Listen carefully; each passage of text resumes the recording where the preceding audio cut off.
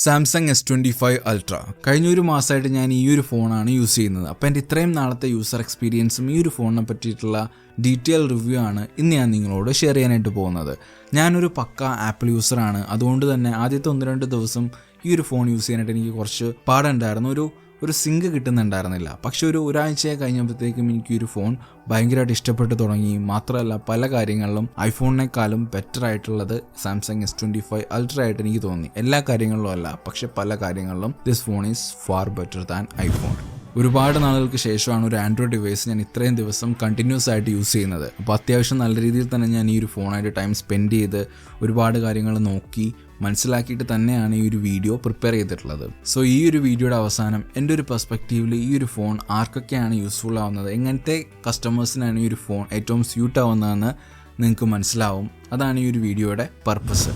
So നമുക്ക് ഒട്ടും വൈകാതെ തന്നെ വീഡിയോയിലേക്ക് കടക്കാം. അതിനു മുന്നേ ലെറ്റ്സ് റോൾ ദി ഇൻട്രോ.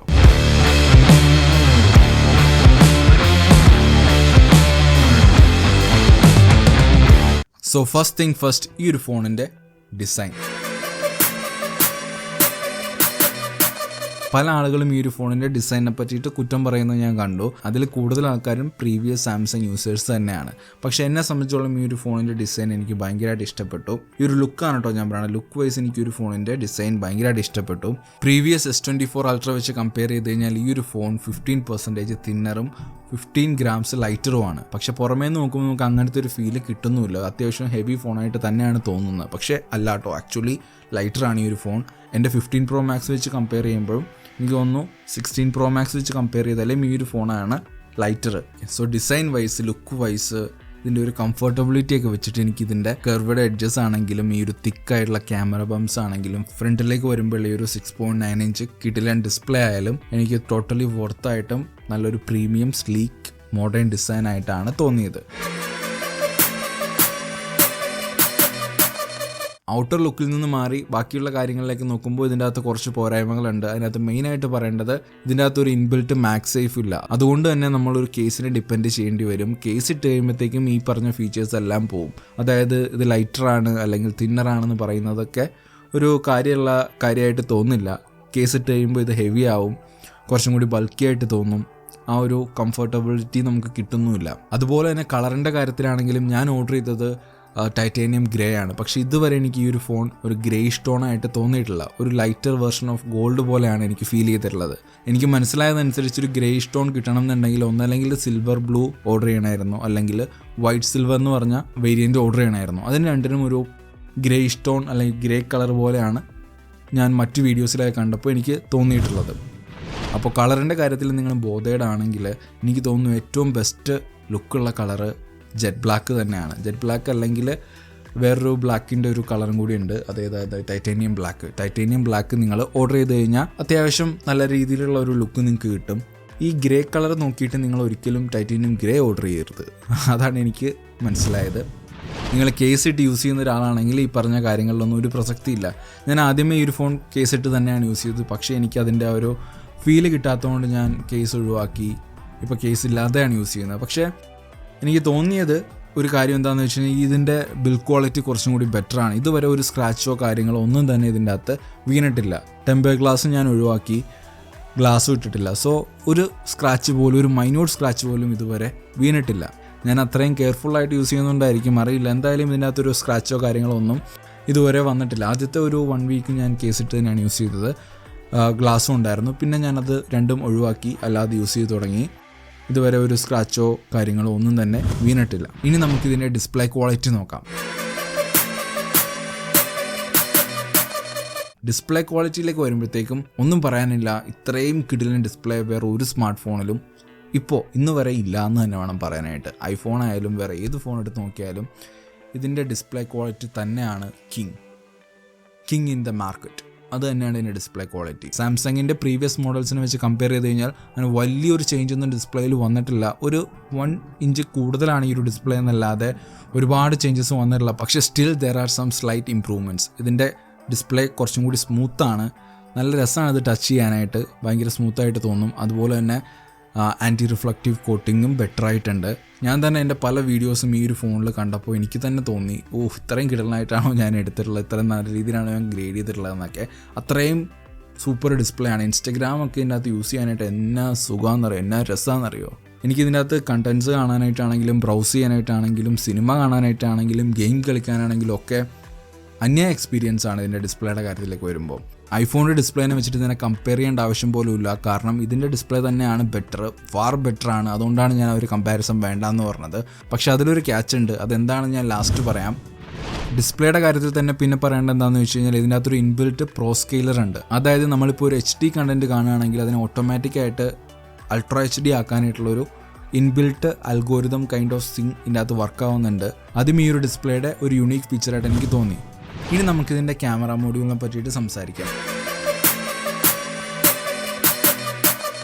എന്നെ സംബന്ധിച്ചോളം ഞാനൊരു കണ്ടൻറ് ക്രിയേറ്ററാണ്. ഇൻസ്റ്റഗ്രാമിൽ യൂട്യൂബിലൊക്കെ റെഗുലറായിട്ട് വീഡിയോസ് ചെയ്യുന്ന ഒരാളാണ് ഞാൻ. യൂട്യൂബിൽ ഇപ്പോഴാണ് തുടങ്ങിയത്, പക്ഷേ ഇൻസ്റ്റഗ്രാമിൽ ഞാൻ റെഗുലറായിട്ട് വീഡിയോസ് ചെയ്യുന്ന ആയിരുന്നു. ഇപ്പോഴും വീഡിയോസൊക്കെ ചെയ്യാറുണ്ട്. സോ നിങ്ങൾ കണ്ടിട്ടില്ല എന്നുണ്ടെങ്കിൽ എൻ്റെ ഇൻസ്റ്റഗ്രാം പേജൊക്കെ പോയി നോക്കുക, അതവിടെ നിൽക്കട്ടെ. സോ ഞാനൊരു കണ്ടൻറ് ക്രിയേറ്റർ ആയതുകൊണ്ട് എന്നെ സംബന്ധിച്ചോളം ഒരു ഫോണിൻ്റെ ക്യാമറ ഈസ് റിയലി ഇമ്പോർട്ടൻറ്റ്. ഈ ഒരു ഫോണിൻ്റെ ക്യാമറ എങ്ങനെയുണ്ട് എന്ന് ഞാൻ പറയുന്നതിന് മുന്നേ ഇതിൻ്റെ പ്രീവിയസ് മോഡലായിട്ടുള്ള S24 Ultra വെച്ച് കമ്പയർ ചെയ്ത് കഴിഞ്ഞാൽ ഇതിനകത്ത് അങ്ങനെ ക്യാമറയിൽ ഒരുപാട് മാറ്റങ്ങളൊന്നും വന്നിട്ടില്ല. അങ്ങനെ വലിയ മാറ്റങ്ങളൊന്നും മൊത്തത്തിൽ വന്നിട്ടില്ല ഈ ഒരു ഫോണിൽ S24 Ultra വെച്ച് കമ്പയർ ചെയ്ത് കഴിഞ്ഞാൽ. വന്നിട്ടുള്ള മെയിൻ ചെറിയ മാറ്റങ്ങൾ എന്തൊക്കെയാണെന്ന് ചോദിച്ചു കഴിഞ്ഞാൽ ഇതിൻ്റെ അൾട്രാ വൈഡ് ലെൻസ് 50 MP ആയിട്ട് കൂട്ടിയിട്ടുണ്ട്. അതുപോലെ തന്നെ 8K വരെ ലോഗിൽ ഷൂട്ട് ചെയ്യാനായിട്ട് പറ്റും. പിന്നെ 4K 120 FPS സ്ലോ മോഷനും. ഇത്രയും കാര്യങ്ങളൊക്കെയാണ് ഇതിനകത്ത് വന്നിട്ടുള്ള ചെറിയ upgrades previous generation Samsung S24 Ultra വെച്ച് കമ്പയർ ചെയ്ത് കഴിഞ്ഞാൽ. ഇതൊക്കെ വളരെ ചെറിയൊരു അപ്ഗ്രേഡായിട്ട് തോന്നിയാൽ പോലും എന്നെപ്പോലെയുള്ള കണ്ടൻറ് ക്രിയേറ്റേഴ്സിന് ഇറ്റ് മാറ്റേഴ്സ്. 8K റെസൊല്യൂഷനിൽ ലോഗിൽ ഷൂട്ട് ചെയ്യാൻ പറ്റുക, 4K 120 FPS ഷൂട്ട് ചെയ്യാൻ പറ്റുക, ഇതൊക്കെ ശരിക്കും ഒരു വില കൂടിയ ക്യാമറയിൽ മാത്രം സാധിക്കുന്ന കാര്യങ്ങളാണ്. അപ്പോൾ ഇത്രയും ചെറിയ കോമ്പാക്റ്റബിൾ ആയിട്ടുള്ള ഡിവൈസിൽ ഇങ്ങനെയുള്ള ഓപ്ഷൻസ് വരിക എന്ന് പറഞ്ഞു കഴിഞ്ഞാൽ വലിയ കാര്യം തന്നെയാണ്. ഈ ഒരു ഫോൺ ഉപയോഗിച്ച് പ്രൊഫഷണൽ രീതിയിൽ ഫോട്ടോസ് ട്രൈ ചെയ്യണമെന്നുണ്ടെങ്കിൽ അതിനായിട്ട് തന്നെ ഒരു ഡെഡിക്കേറ്റഡ് സ്പേർട്ട് റോ എന്ന് പറയുന്നൊരു മോഡും ഇതിൻ്റെ ഇൻബിൽറ്റ് ക്യാമറ ആപ്പിൽ തന്നെ വന്നിട്ടുണ്ട്. അപ്പോൾ അത് ഉപയോഗിച്ചിട്ട് നമുക്ക് പ്രൊഫഷണലായിട്ട് എല്ലാ കാര്യങ്ങളും കൺട്രോൾ ചെയ്ത് ISOയും ഷട്ടർ സ്പീഡും ഒക്കെ കൺട്രോൾ ചെയ്ത് ഫോട്ടോസ് എടുക്കാനായിട്ട് പറ്റും. അതുപോലെ തന്നെ നൈറ്റ് മോഡാണെങ്കിലും ഫുഡ് മോഡാണെങ്കിലും ഒക്കെ അങ്ങനെ പല പല മോഡ്സ് ഉണ്ട് ഓരോ ഫോട്ടോഗ്രാഫിക്ക് വേണ്ടിയിട്ട്. സോ സോഫ്റ്റ്വെയർ സൈഡിൽ നിന്ന് നല്ലൊരു സപ്പോർട്ട് ഈ ഒരു ഫോണിന് ഫോട്ടോഗ്രാഫിയുടെ കാര്യത്തിലുണ്ട്. പക്ഷേ ഹാർഡ്വെയറിൻ്റെ രീതിയിൽ അത്ര ബെറ്ററാണെന്ന് പറയാൻ പറ്റില്ല. ഞാൻ ഈ ഒരു ഫോണിൽ കുറേയധികം ഫോട്ടോസും വീഡിയോസൊക്കെ എടുത്തിട്ടുണ്ട്. ഇതിൽ എനിക്ക് പേഴ്സണലി ഏറ്റവും ഇഷ്ടപ്പെട്ടത് 8K റെസൊല്യൂഷനിൽ എടുക്കാൻ പറ്റുന്ന ലോഗ് വീഡിയോസും അതുപോലെ തന്നെ ഫോട്ടോഗ്രാഫിയുടെ കാര്യത്തിലേക്ക് വരുമ്പോൾ പോർട്രേറ്റ് ഫോട്ടോസുമാണ്. പോർട്രേറ്റ് ഫോട്ടോസൊക്കെ നല്ല ക്വാളിറ്റി ഉണ്ട്. ഒരു DSLR ക്യാമറയിൽ എടുത്ത പോലെ തന്നെ ഫീൽ ചെയ്യുന്നുണ്ട്. ചെറിയ ഗ്ലിച്ചസൊക്കെ അവിടെ ഇവിടെ വരാറുമുണ്ട്. ഈ ഒരു ഫോട്ടോയിലാണെങ്കിൽ പോലും കുറച്ച് ഭാഗത്തെ ബ്ലർ വന്നിട്ടുള്ളൂ, കുറച്ച് ഭാഗത്ത് ബ്ലർ ഇല്ലാതെ വന്നിട്ടുണ്ട്. അങ്ങനത്തെ ചെറിയ ചെറിയ ഗ്ലിച്ചസ് അവിടെ ഇവിടെയൊക്കെ ആയിട്ട് നമുക്ക് കാണാനായിട്ട് പറ്റും. പക്ഷെ അതൊക്കെ നമുക്ക് ഈസി ആയിട്ട് എഡിറ്റ് ചെയ്ത് ഫിക്സ് ചെയ്യാവുന്ന കാര്യങ്ങളാണ്. പിന്നെ ക്യാമറയിൽ വന്നിട്ടുള്ളൊരു മാറ്റമാണ് സ്ലൈഡർ. സൂം ചെയ്യാനായിട്ടും സൂം ഔട്ട് ചെയ്യാനായിട്ടുള്ള ആ ഒരു സ്ലൈഡർ.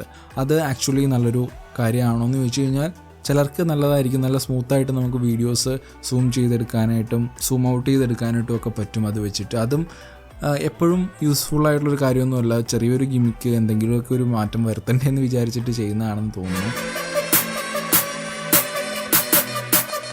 സാധാരണ സാംസങ് ഫോൺസിലുള്ള ക്യാമറാസിലുള്ള ഏറ്റവും വലിയ ഡ്രോബാക്ക് എന്താണെന്ന് വെച്ച് കഴിഞ്ഞാൽ ഇതിനകത്ത് എടുക്കുന്ന ഫോട്ടോസും വീഡിയോസൊക്കെ ഭയങ്കര ഓവർ പ്രോസസ്ഡ് ആണ്. അതായത് കുറച്ചധികം ഷാർപ്പണ്ടും അതുപോലെ തന്നെ സാച്ചുറേറ്റഡും ഒക്കെ ആയിട്ടുള്ള ഫോട്ടോസും വീഡിയോസാണ് ഇതിലെടുക്കുന്നത്. അപ്പോൾ ആ ഒരു ഇഷ്യൂ ഈ ഒരു ഫോണിൽ കുറച്ച് സോൾവ് ആയിട്ടുണ്ട്. ഇപ്പോൾ അത്രയും ഓവർ ഷാർപ്പണ്ടോ അല്ലെങ്കിൽ അത്രയും ഓവർ പ്രോസസ്ഡ് ആയിട്ട് നമുക്ക് തോന്നുന്നില്ല. പക്ഷേ സ്റ്റിൽ ഓവർ പ്രോസസ്ഡ് ആണ്.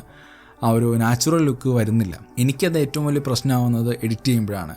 ഇതിനകത്ത് എടുക്കുന്ന ഫോട്ടോസും വീഡിയോസൊക്കെ എഡിറ്റ് ചെയ്യാനായിട്ട് കുറച്ച് പാടാണ്. നമ്മളൊരു എഡിറ്റിംഗ് സോഫ്റ്റ്വെയറിലൊക്കെ ഇട്ട് കഴിഞ്ഞാൽ ഇച്ചിരി ബുദ്ധിമുട്ടാണ് അത് എഡിറ്റ് ചെയ്യാനായിട്ട്. നമ്മളിപ്പോൾ ഈ ഒരു ഫോണിൽ നിന്ന് വേറൊരു ഡിവൈസിലേക്ക് ട്രാൻസ്ഫർ ചെയ്യുമ്പോൾ അല്ലെങ്കിൽ വേറൊരു ആപ്ലിക്കേഷനിലിട്ട് അത് എഡിറ്റ് ചെയ്യുമ്പോൾ അതിൻ്റെ അകത്ത് നല്ല രീതിയിൽ ക്വാളിറ്റി ലോസ് വരും. പക്ഷേ ഞാനിതിലെടുത്ത 8K വീഡിയോസിൽ ആ ഒരു ക്വാളിറ്റി ലോസ് ഇഷ്യൂ എനിക്ക് തോന്നിയില്ല. 8K മോഡിൽ നല്ല രീതിയിൽ തന്നെ വീഡിയോസ് വരുന്നുണ്ട്. പക്ഷേ സ്റ്റിൽ അത് ഓവർ ഷാർപ്പൻഡാണ്.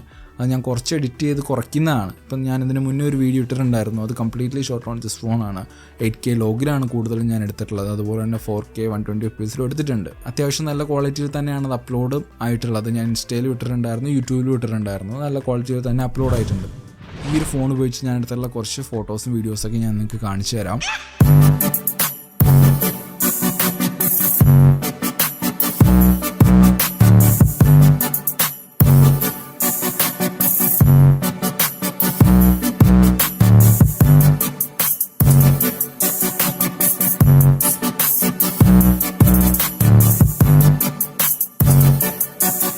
മോശം ഫോട്ടോസാണെന്ന് ഒരിക്കലും പറയാൻ പറ്റില്ല. പക്ഷേ സ്റ്റിൽ ഒരു കണ്ടൻറ് ക്രിയേറ്റർ എന്നുള്ള ബേസിൽ നോക്കുമ്പോൾ എനിക്ക് ഒരു ഫോൺ ക്യാമറ വൈസ് എനിക്ക് അത്ര ഒരു സാറ്റിസ്ഫൈങ് അല്ല, അതാണ് സത്യം. ഐഫോൺ യൂസർ ആയതുകൊണ്ടാണ് നിങ്ങൾ ഒരിക്കലും പറയരുത്. ഇത്രയും കാര്യങ്ങൾ ഞാൻ നല്ല രീതിയിൽ തന്നെയാണ് സാംസങ്ങിനെ പറ്റി പറഞ്ഞത്. പക്ഷേ ക്യാമറയുടെ കാര്യത്തിലേക്ക് വരുമ്പോൾ ഈ ഒരു ഇഷ്യൂ ഉണ്ട്. അതുപോലെ തന്നെ സോഷ്യൽ മീഡിയാസിൽ അപ്ലോഡ് ചെയ്യുമ്പോൾ കുറച്ച് ക്വാളിറ്റി ലോസ് ഉണ്ടാകുന്നുണ്ട്.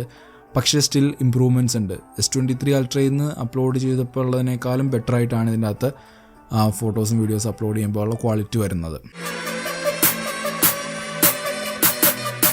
ഇനിയിപ്പോൾ പെർഫോമൻസിൻ്റെ കാര്യത്തിലേക്ക് വന്നാലും പേര് പോലെ തന്നെ അൾട്രാ ഫാസ്റ്റാണ് ഈ ഒരു ഫോൺ. സ്നാപ്ഡ്രാഗൺ 8 Elite ചിപ്പാണ് ഇതിൻ്റെ അകത്ത് യൂസ് ചെയ്തിട്ടുള്ളത്. വൺ ഓഫ് ദി ഫാസ്റ്റസ്റ്റ് ചിപ്പാണ് ആൻഡ്രോയിഡിൽ വരുമ്പോൾ. എന്തോരം ടാബ് ഓപ്പൺ ആക്കിയിട്ടാലും ഭയങ്കര സ്മൂത്തായിട്ട് തന്നെ ഈ ഒരു ഫോൺ വർക്കാവുന്നുണ്ട്. അതുപോലെ തന്നെ 40% ഇൻക്രീസ് ആയിട്ടുള്ള വേപ്പർ ചേമ്പറുമാണ് ഇതിൻ്റെ അകത്തുള്ളത്. അതുകൊണ്ട് തന്നെ എനിക്ക് ഓവർ ഹീറ്റിങ്ങിൻ്റെ ഒരു ഇഷ്യൂ ഇതുവരെ വന്നിട്ടില്ല. പിന്നെ ബാറ്ററിയുടെ കേസിലേക്ക് വരികയാണെന്നുണ്ടെങ്കിൽ സാംസങ് പറഞ്ഞിട്ടുള്ളത് ഈ ഒരു ഫോണിൽ ഫുൾ ഡേ ബാറ്ററി കിട്ടും എന്നാണ്. പക്ഷേ എനിക്ക് അങ്ങനെ ഫീൽ ചെയ്തിട്ടില്ല. ഞാൻ എപ്പോഴും ഈ ഒരു ഫോൺ പീക്ക് ബ്രൈറ്റ്നസ്സിൽ ഫുൾ HD ക്വാളിറ്റിയിലാണ് യൂസ് ചെയ്തിട്ടുള്ളത്. ഞാനിപ്പോൾ ഫ്രീ ആയിട്ടുള്ളൊരു ദിവസം, സാധാരണ ഒരു ദിവസം ഈ ഒരു ഫോൺ യൂസ് ചെയ്യുകയാണെന്നുണ്ടെങ്കിൽ ലൈക്ക് മാപ്പ് യൂസ് ചെയ്യാറുണ്ട് മിക്കപ്പോഴും. അതുപോലെ തന്നെ ഫോട്ടോസും വീഡിയോസും എടുക്കാറുണ്ട്, ആരെങ്കിലുമൊക്കെ ഫോൺ ചെയ്യാറുണ്ട്, ഇടയ്ക്ക് ഇച്ചിരി ഗെയിമൊക്കെ കളിക്കും. ആ ഒരു രീതിയിൽ യൂസ് ചെയ്താൽ പോലും ഒരു 6 to 7 hours എനിക്ക് ബാറ്ററി ലൈഫ് കിട്ടിയിട്ടുള്ളത്. പിന്നെയുള്ളൊരു ഗുണം എന്താണെന്ന് വെച്ച് കഴിഞ്ഞാൽ ഫാസ്റ്റ് ചാർജിങ് ഉള്ളതുകൊണ്ട് തന്നെ പെട്ടെന്ന് തന്നെ ഒരു ഫോൺ ചാർജ് ആവുകയും ചെയ്യും. ബാറ്ററി ലൈഫ് മാക്സിമം കിട്ടാൻ വേണ്ടിയിട്ട് കുറച്ചും കൂടി ഒപ്റ്റിമൈസ്ഡ് ആയിട്ട് നമ്മൾ ഈ ഒരു ഫോൺ യൂസ് ചെയ്യുകയാണെന്നുണ്ടെങ്കിൽ തീർച്ചയായിട്ടും നമുക്ക് 1 day ഒക്കെ കിട്ടും എന്ന് എനിക്ക് തോന്നുന്നു. സോ ഇനി സോഫ്റ്റ്വെയറിൻ്റെ കാര്യത്തിലേക്ക് വന്നു കഴിഞ്ഞാൽ ആൻഡ്രോയിഡ് 15 ഈ ഒരു ഫോൺ റിലീസായിട്ടുള്ളത്. ഇതിനകത്ത് നമുക്ക് ആൻഡ്രോയിഡ് 22 വരെയുള്ള അപ്ഗ്രേഡ്സ് അവൈലബിൾ ആയിരിക്കും. അതുപോലെ തന്നെ One UI 7 ആണ് ഇതിൻ്റെ ഒരു ഇൻ്റർഫേസ് ആയിട്ട് വന്നിട്ടുള്ളത്. ഒപ്പം തന്നെ ഒരു ലോഡ് AI ഫീച്ചേഴ്സ് പലതും ഇപ്പോൾ ഫ്രീ ആണെങ്കിലും വരും നാളുകളിൽ അത് പെയ്ഡ് ആക്കും എന്ന് പറയുന്നുണ്ട്. മേ ബി നെക്സ്റ്റ് ഇയർ തൊട്ടിട്ട് ചില ഫീച്ചേഴ്സിനൊക്കെ നമ്മൾ പൈസ കൊടുക്കേണ്ടി വരും സബ്സ്ക്രിപ്ഷൻ ബേസിൽ. സോ ഇതിൻ്റെ അകത്ത് ഇപ്പോൾ ഉള്ള AI ഫീച്ചേഴ്സ് എല്ലാം കിടിലനാണ്. ജെമിനി ആയിട്ടുള്ളൊരു ഇൻ്റഗ്രേഷൻ ആണെങ്കിലും ഭയങ്കര എഫിഷ്യൻ്റ് ആണ്. നല്ലൊരു കമ്മ്യൂണിക്കേഷൻ, നമുക്കൊരു ഫ്രണ്ടിനോട് സംസാരിക്കുന്ന പോലെ നമുക്ക് കാര്യങ്ങളൊക്കെ ചോദിച്ചറിയാൻ പറ്റുന്ന രീതിയിലാണ് ജെമിനി ഇതിൻ്റെ അകത്ത് വർക്കാവുന്നത്. പിന്നെ ക്യാമറയിൽ തന്നെ ഒരുപാട് AI കാര്യങ്ങൾ വന്നിട്ടുണ്ട്. സ്കെച്ച് ടു ഇമേജ് ആണെങ്കിലും ഒരു ജിഫ് ഉണ്ടാക്കാനായിട്ട് ജസ്റ്റ് നമ്മൾ സെർച്ച് ചെയ്ത് ഇതിൻ്റെ സൈഡ് ബാറിൽ നിന്ന് സാധനം എടുത്തു കഴിഞ്ഞാൽ ഗിഫായിട്ട് മാറും.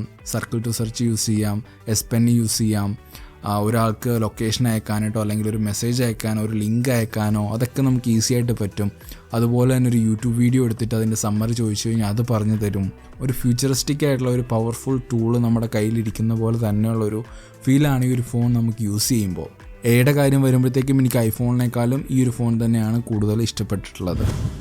സോ ഈ ഒരു ഫോൺ ആർക്കാണ് യൂസ്ഫുൾ ആവുന്നത്, എങ്ങനെയുള്ള ഓഡിയൻസിനാണ് ഈ ഒരു ഫോൺ ഇഷ്ടമാവുന്നതെന്ന് ചോദിച്ചു കഴിഞ്ഞാൽ തീർച്ചയായിട്ടും നിങ്ങളൊരു ആൻഡ്രോയിഡ് യൂസർ ആണെങ്കിൽ നിങ്ങൾക്ക് ഈ ഒരു ഫോൺ ബെസ്റ്റ് ആയിരിക്കും. അതുപോലെ തന്നെ നിങ്ങളൊരു കൺസ്യൂമർ ആണെങ്കിൽ, അതായത് കൂടുതലും നിങ്ങൾ ഫോൺ യൂസ് ചെയ്യുന്നത് വീഡിയോസും ഫോട്ടോസും ഒക്കെ കാണാനായിട്ടാണ്, മറ്റുള്ളവരുടെ കാര്യങ്ങൾ കാണാനായിട്ടാണെങ്കിൽ, അല്ലെങ്കിൽ നിങ്ങൾക്ക് സിനിമ കാണണം, ഗെയിം കളിക്കണം, അങ്ങനെയൊക്കെയുള്ള കാര്യങ്ങളാണ്, അതൊക്കെയാണ് നിങ്ങളുടെ പർപ്പസ് എങ്കിൽ ഈ ഒരു ഫോൺ നിങ്ങൾക്ക് ബെസ്റ്റ് ആയിരിക്കും. ഇപ്പോൾ എന്നെ സംബന്ധിച്ചോളം ഞാനൊരു കണ്ടൻറ് ക്രിയേറ്ററാണ്. അതുകൊണ്ട് എനിക്ക് ഈ ഒരു ഫോൺ കണ്ടൻറ് ക്രിയേഷന് വേണ്ടിയിട്ട് യൂസ് ചെയ്യാനായിട്ട് താല്പര്യമില്ല. കാരണം കണ്ടൻറ് ക്രിയേഷന് ഏറ്റവും ബെസ്റ്റ് ഐഫോൺ തന്നെയാണ്. അങ്ങനെ പറയാനുള്ള റീസൺ എന്താണെന്ന് ചോദിച്ചു കഴിഞ്ഞാൽ, ഞാൻ നേരത്തെ ഈ ഒരു ഫോണിൻ്റെ ഡിസ്പ്ലേയുടെ കാര്യം പറഞ്ഞപ്പോൾ ഒരു ക്യാച്ച് ഉണ്ടെന്ന് പറഞ്ഞില്ലേ, അതാണ്. അതായത് ഐഫോണിൻ്റെ സ്ക്രീനിൻ്റെ കളർ സയൻസ് ഭയങ്കര നാച്ചുറലാണ്. അതിലെടുക്കുന്ന ഫോട്ടോസും വീഡിയോസൊക്കെ വേറൊരു ഡിവൈസിലേക്കോ അല്ലെങ്കിൽ വേറൊരു സ്ക്രീനിൽ കണ്ടാലോ സെയിം ക്വാളിറ്റി തന്നെ ആയിരിക്കും, അല്ലെങ്കിൽ ആ ഒരു ഡിസ്പ്ലേയുടെ ക്വാളിറ്റി അനുസരിച്ച് അത് ബെറ്റർ ആവത്തേ ചെയ്യുള്ളൂ. ലൈക്ക് ഞാൻ ആദ്യം പറഞ്ഞ പോലെ തന്നെ എൻ്റെ തന്നെ കണ്ടൻറ്റ്സ് ഞാൻ ഇതിൽ കണ്ടപ്പോൾ എനിക്ക് ഭയങ്കരമായിട്ട് ഇഷ്ടപ്പെട്ടു. അതേസമയം ഞാൻ ഈ ഒരു ഫോണിലെടുത്ത ഫോട്ടോസും വീഡിയോസൊക്കെ ഐഫോണിൽ കണ്ടു കഴിഞ്ഞാൽ എനിക്ക് ആ ഒരു ക്വാളിറ്റി കിട്ടില്ല, അല്ലെങ്കിൽ വേറെ ഏതെങ്കിലും ഒരു നോർമൽ ഡിസ്പ്ലേയിൽ കണ്ടു കഴിഞ്ഞാൽ ആ ഒരു ക്വാളിറ്റി അല്ലെങ്കിൽ ആ ഒരു രസം തോന്നില്ല. അപ്പോൾ ആ ഒരു പ്രശ്നം ഇതിൻ്റെ ഒരു ഡിസ്പ്ലേയിലുണ്ട്. അത് അത്രയും നല്ലൊരു ഡിസ്പ്ലേ ആയതുകൊണ്ടാണ്. ഈ ഒരു ഡിസ്പ്ലേ ഉണ്ടാക്കിയിരിക്കുന്നത് തന്നെ നമുക്ക് കാണുമ്പോൾ അത്രയും ഭംഗി തോന്നാനായിട്ടാണ്, ആ ഒരു വൈബ്രൻറ്റ് ഫീല് കിട്ടാൻ വേണ്ടിയിട്ടാണ്. ഇപ്പോൾ എന്നെ സംബന്ധിച്ചോളം എനിക്ക് ഈ ഒരു ഫോൺ ഭയങ്കര ഇഷ്ടമാണ്. ഐഫോണിൽ ഫോട്ടോയും വീഡിയോസൊക്കെ എടുത്ത് അതിൽ അപ്ലോഡ് ചെയ്തിട്ട് ഇതിൽ കാണാനായിട്ടാണ് എനിക്കിഷ്ടം. അപ്പോൾ എനിക്കൊരു ഓപ്ഷൻ ഉണ്ടായിരുന്നു ഈ ഒരു ഫോൺ ഇനി അങ്ങോട്ടുള്ള ദിവസങ്ങളിലും ഇനി അങ്ങോട്ട് യൂസ് ചെയ്യാൻ പറ്റുന്നുണ്ടായിരുന്നെങ്കിൽ ഞാൻ ഈ ഒരു ഫോൺ തീർച്ചയായിട്ടും എൻ്റെ ഒരു സെക്കൻഡറി ഫോണായിട്ട് യൂസ് ചെയ്യും. പ്രൈമറി ഫോൺ അപ്പോഴും ഐഫോൺ തന്നെ ആയിരിക്കും. എൻ്റെ കണ്ടൻസും കാര്യങ്ങളും ഒക്കെ എടുക്കുന്നത് അതിലായിരിക്കും. പക്ഷേ കൺസ്യൂം ചെയ്യാൻ വേണ്ടിയിട്ട്, വേറെ ആൾക്കാരുടെ വീഡിയോസ് കാണാൻ വേണ്ടിയിട്ട്, സോഷ്യൽ മീഡിയ കാണാൻ വേണ്ടിയിട്ട് ഞാൻ ഈ ഒരു ഫോണായിരിക്കും യൂസ് ചെയ്യുന്നത്. അതിൻ്റെ ഒരു ഐഡിയോളജി നിങ്ങൾക്ക് മനസ്സിലായോന്നറിയില്ല. ആ ഒരു രീതിയിലാണ് എനിക്ക് പേഴ്സണലി ഈ ഒരു ഫോൺ തോന്നിയിട്ടുള്ളത്. പക്ഷേ എനിക്കിപ്പോൾ ഈ ഒരു ഫോൺ അങ്ങനെ വെക്കാനായിട്ട് പറ്റില്ല. എനിക്കിത് ഇന്ന് തിരിച്ചു കൊടുക്കണം. അപ്പോൾ ഇന്നാണ് ഞാൻ ഈ ഒരു ഫോൺ യൂസ് ചെയ്യാൻ പോകുന്ന last day. To be honest, എനിക്ക് ഈ ഒരു ഫോൺ ഭയങ്കരമായിട്ട് ഇഷ്ടപ്പെട്ടു. ഇനി അങ്ങോട്ട് യൂസ് ചെയ്യണം എന്നുണ്ട്. പക്ഷേ നമ്മുടെ കയ്യിൽ അത്രയും ബഡ്ജറ്റ് ഇല്ലല്ലോ ഈ ഒരു ഫോൺ വാങ്ങാനായിട്ട്. രണ്ട് പ്രീമിയം ഫോൺ ഇപ്പോൾ യൂസ് ചെയ്യാനായിട്ടുള്ളൊരു സാമ്പത്തിക അവസ്ഥയിലല്ലാത്തത് കൊണ്ട് ഞാൻ എന്തായാലും ഈ ഒരു ഫോൺ ഇന്ന് തിരിച്ചു കൊടുക്കുകയാണ്. പക്ഷെ ഞാൻ ഇനിയൊരു സെക്കൻഡ് ഫോൺ യൂസ് ചെയ്യുന്നുണ്ടെങ്കിൽ, ഇപ്പോൾ ഇൻ കേസ് എനിക്ക് അങ്ങനെ ഒരു ഓപ്പർച്യൂണിറ്റി വന്നു കഴിഞ്ഞാൽ തീർച്ചയായിട്ടും ഞാൻ ചൂസ് ചെയ്യുക ഈ ഒരു ഫോൺ തന്നെ ആയിരിക്കും. അപ്പോൾ ഈ ഒരു വീഡിയോ നിങ്ങൾക്ക് ആർക്കെങ്കിലും ഒക്കെ യൂസ്ഫുൾ ആയിട്ടുണ്ടാവുമെന്ന് വിശ്വസിക്കുന്നു. ഇതുപോലെയുള്ള കമ്പാരിസൺസും ഇതുപോലെയുള്ള ഫോട്ടോഗ്രാഫി റിലേറ്റഡ് ആയിട്ടുള്ള കാര്യങ്ങളും ടെക് റിലേറ്റഡ് ആയിട്ടുള്ള കാര്യങ്ങളും ഒക്കെ നിങ്ങൾക്ക് ഇനി ഈ ഒരു ചാനലിലൂടെ പ്രതീക്ഷിക്കാം. സോ നിങ്ങളുടെ അഭിപ്രായങ്ങളൊക്കെ തീർച്ചയായിട്ടും താഴെ കമൻറ്റ് ചെയ്യുക. വീഡിയോ ഇഷ്ടപ്പെടണമെങ്കിൽ ലൈക്ക് ചെയ്യുക, ഷെയർ ചെയ്യുക, ചാനൽ സബ്സ്ക്രൈബ് ചെയ്യുക. അപ്പോൾ നമുക്കിനി അടുത്ത വീഡിയോയിൽ കാണാം. Stay safe. See you soon. By.